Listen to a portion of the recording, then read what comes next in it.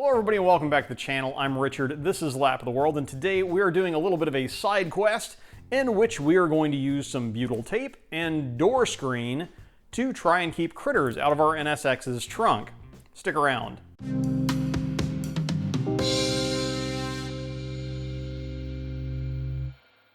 Unfortunately, in this context, when I say critter, I don't mean the adorable corgi that was likely in the thumbnail, but rather the rodent type of critter, you know, less cute, more potentially destructive. The story here starts earlier this spring when I was beginning to get the car ready to go down to Tuner Fest in Florida, when I popped the trunk and found this. Tucked in the corner of the spare tire well was what looked to be a wad of shredded paper towel and what appeared to be dryer lint, but that I actually later discovered was some of the insulating backing to the trunk carpet that was fashioned into the beginnings of what I presume to be a mouse nest. For a little extra context, Liz and I live in East Tennessee, where the driving season it's essentially year-round. We'll have week or week and a half stretches somewhere between late December and mid-March where it will get some combination of cold enough, wet enough, or frozen enough that one might be disinclined to go drive their mid-engine sports car around for the fun of it. Now granted, in the late 00s when it was my sole means of transportation, this NSX did definitely get driven in the snow a little bit, but that was necessity, not just for giggles. What that means though is that there is this kind of like weird witching hour period on the calendar where there aren't very many events going on, it's kind of gross outside, and so the cars can't sit for a few weeks, even though we might drive them occasionally.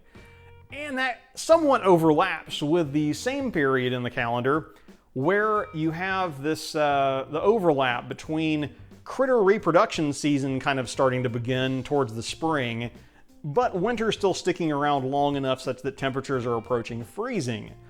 And so I'm sure at that point in time, a car trunk in an enclosed garage is probably fairly enticing, especially with the residual heat from the motor warming the trunk where it's been getting driven occasionally, and then maybe it sits for a week or two at a time. But that still kind of begs the question of how they're actually getting into the trunk. This has a weather seal all the way around the top of it, so a theoretically waterproof space should also be critter-proof, right? Well, I guess that's what we need to investigate, so let's dig in. As we began our investigation, we understood the culprit's motives, but now we needed to figure out their methodology. We started by removing our admittedly staged for this episode, but nonetheless fairly faithful reproductions of the beginnings of a mouse nest. I then removed the trunk carpet itself, starting with the two side panels, followed by the main center carpet panel. With the center carpet panel out of the way, I was also able to remove the toolkit storage foam block thing. With all of the carpet and toolkit now removed, we had an unimpeded view of all of our trunk walls and floor sections to then try and hunt down an orifice that might afford a mouse ingress. Beginning our search for our furry bandit's entry point, we first went around and checked out all of the wiring harness grommets, for instance the one through the bulkhead here. But these are all fairly tightly fitted, and it would seem impossible for anything creepy crawly or otherwise to get through those. We then moved over though to the driver's side here, where we found a couple of possibilities. There is a small drain tube right here that would go to the outside. And then as well, where I've deleted the antenna aerial, I deleted the antenna motor entirely. If you look up under here, there is a hole where that used to be. So you can see that one does penetrate the trunk wall, but I don't know if it actually could get to the outside other than through the hole for the aerial that we now have blocked off with a grommet. TBD on that, it is a possibility. However, inspecting the passenger side though, netted us a far more likely culprit in the form of this flap. What you're looking at here is a rubber flap that opens out into the fender well. The brain trust on at least one NSX group kind of agreed that this was a pressure relief flap. So it's there to handle any thermal expansion of air in the trunk, or the situation, more likely the situation of somebody slamming the trunk. This would be able to vent that excess pressure rather than that potentially going into a taillight gasket or something else that wouldn't handle a lot of air overpressure as well.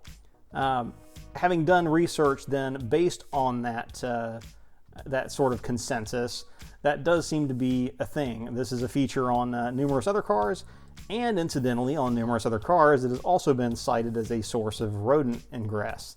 So this is probably the first thing that we're going to try and tackle and see if we can mitigate this while still retaining its functionality for its designed purpose. To get started, we first unclipped and moved this section of wiring harness out of the way, after which we moved on to employing some CAD, that is to say cardboard-aided design in this case, to make an impression of the opening from which we can build ourselves a template. Having successfully created an impression of the opening, we now just need to cut ourselves out a template from which to work.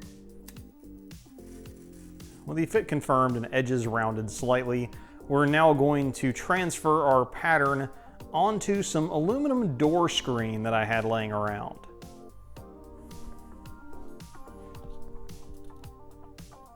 We then cut out our pattern, leaving a little bit of excess around the edges.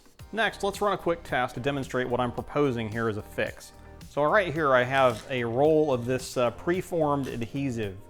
This is the same kind of stuff we used in a previous episode to install the vapor barrier, reinstall I should say, vapor barrier behind the door cards when we were messing around with speakers, I believe. So we'll demonstrate here. We'll clip off a small piece, and we have an aluminum substrate here that we will kind of smush this down to. And then using a scrap from our stencil cutout, we will push this, and we're just going to smush it in there. I'll use a little bit of a tool to really kind of work it in.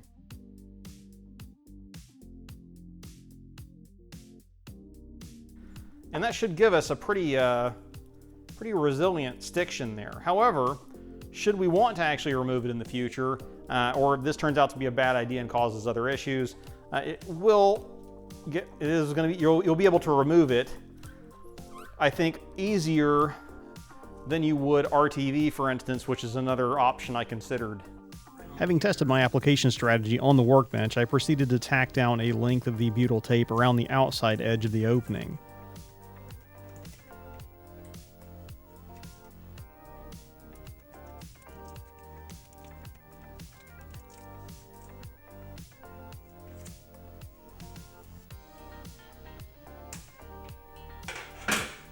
Once loosely in place, I made a second pass, smushing it more firmly into place.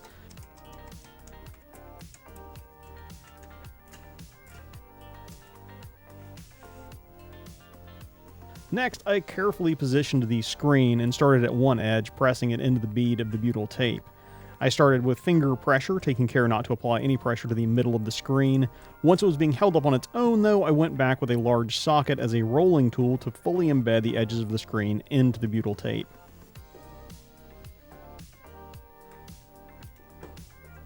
I am reasonably satisfied with the results here, especially considering this is going to be hidden by carpet for most of its life. If you really stick your nose in here, it's pretty apparent that this is not a factory inclusion. There are some rough edges, but I'm okay with the slightly less than perfect implementation as long as it accomplishes its two goals, keeping rodents out and still allowing airflow through that pressure relief flap. With our screen now adhered in place over the pressure relief flap hole, hopefully that will put an end to cold weather nesting attempts in our trunk. It was an easy enough process. I will probably repeat it for the antenna hole that we found, and then I will probably also fashion some kind of cover for the drain tube. One that would still let water drain out, but to be fair, if we have enough water in the trunk that is actually doing something, we have other issues. But with that said, I hope this is, some of you who may have dealt with this problem, you may be way ahead of me, but those of you who do store your cars for long periods or live in the middle of nature, hopefully this will give you a cheap, easy, and reversible solution for dealing with a problem with stuff you may have just laying around. But with that said, Liz is now going to repeat the process on her car, and then we will move on to other things. We'll pick you guys back up for the next one. Until then, I'm Richard. This is Lap of the World. We'll see you guys all in the next video, if not at the track.